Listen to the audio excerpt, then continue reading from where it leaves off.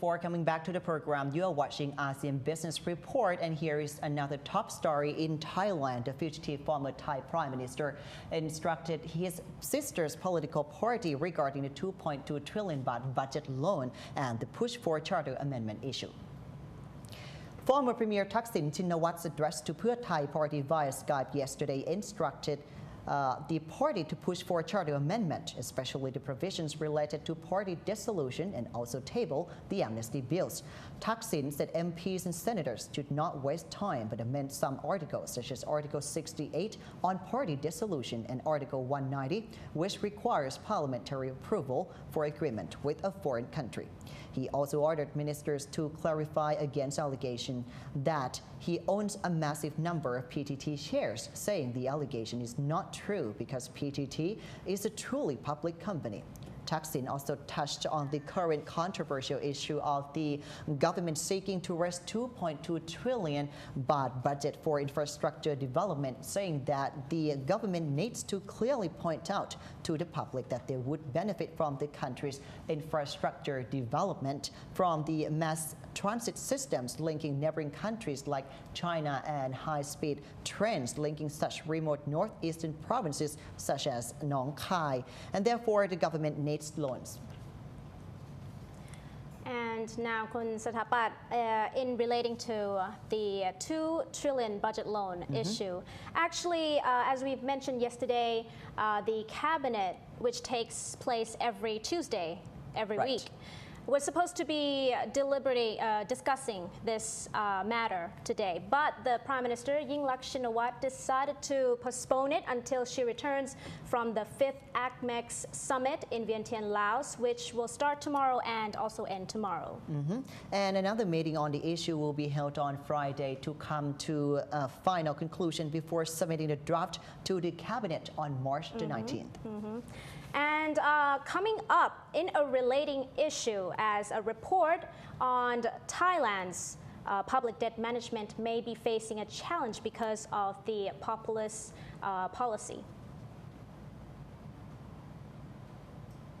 We're going for that report, Kun Satapat. Right. Just to see how we manage our Thai public debt. Since 2005, Thailand's public debt as a proportion of GDP hovered between 36 to 46%, with the figure standing at 44% in January. According to DBS Global Research's report issued today, with the debt ceiling set at 60% of GDP, there are no immediate threats to the fiscal position.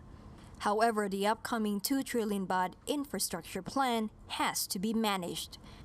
Assuming that 50% of the amount will be borne by state coffers, this implies an additional 1 trillion baht in direct budgetary spending that has to be financed over the next 8 years.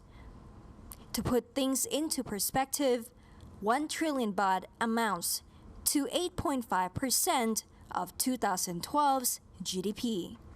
Of the remaining 1 trillion baht, private-public partnership initiatives and state-owned enterprises will help to pick up the tab. This implies that the government will still have indirect exposure to roughly 80% of the total infrastructure bill. In the short term, pressure on the fiscal accounts comes from ongoing pro-growth policies. While the first car rebate scheme has ended, the rice pledging scheme is still in place. By setting a high minimum price on rice, the government has wound up with about 17 million tons of rice stockpile. It is generally assumed that the government will eventually have to offload its rice stockpile at a significant loss. That said, the overall budget deficit is still relatively low compared to nominal GDP growth, and we do not think that the fiscal position will be threatened in the short term. More recently, Fitch upgraded Thailand's credit rating to BBB+, 3 notches above junk, and in line with Moody's and Standard & Poor's, noting its social stability has improved. Thailand's credit default swap spreads have generally been on a downtrend over the past few years, and borrowing costs are already low. The recent upgrade is not likely to have much of an impact.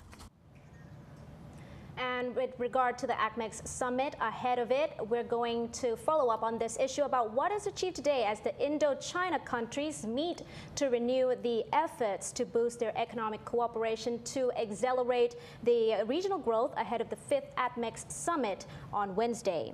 Senior officials of the 5 countries, including Thailand, Cambodia, Vietnam, Laos, and Myanmar, met in Vientiane to discuss measures to enhance economic cooperation under the Ayeyarwady Chao Mekong Economic Cooperation Strategy, or ACMEX framework, prior to the 5th summit due on Wednesday.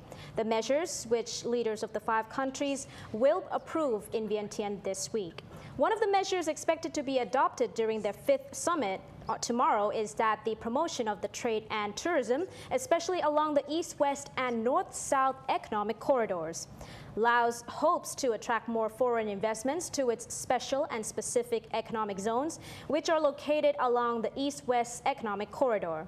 Agriculture is one of the main areas in which Laos wants to encourage foreign investments, thanks to the country's large areas of fertile land. Now, the Thai delegation, led by Foreign Minister Surapong Tawichakchaikul, also pushed forward ahead with the Thai trade cooperation in order to avoid fierce competition among neighboring countries, which are major rice production base in Southeast Asia. And from the ACMEX meeting in Laos, now let's take a look on Cambodia, as the French Development Agency has agreed to grant Cambodia a total of $47.7 million, $8.7 million of which is a loan to support the country's irrigation infrastructure investment. A series of memorandums of understanding were signed yesterday by French Development Agency General Director b02, Cambodian Economy and Finance Minister Giet Chon, and 2 other representatives of relevant ministries.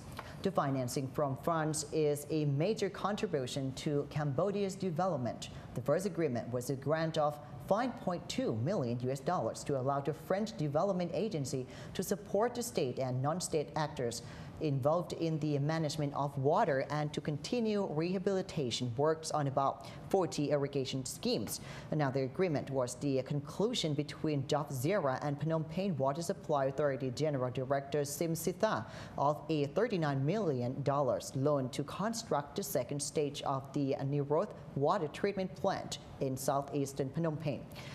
The third was a grant agreement worth $3.5 million to support the Poster Institute in Cambodia with its medical research on emerging diseases.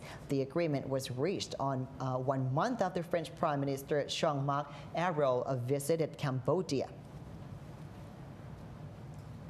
Moving on to a different topic regarding India, as the World Bank chief deems that India's economy is expected to grow 6% next year as export market improves.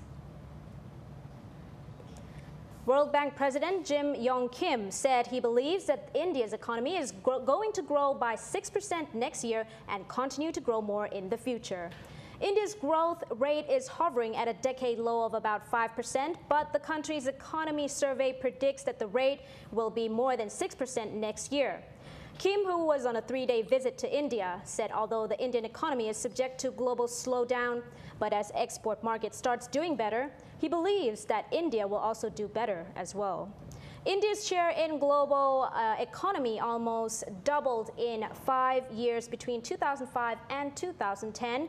Kim will also meet with the Indian Prime Minister Manmohan Singh and Chief Minister Akhilesh Yadav in Uttar Pradesh.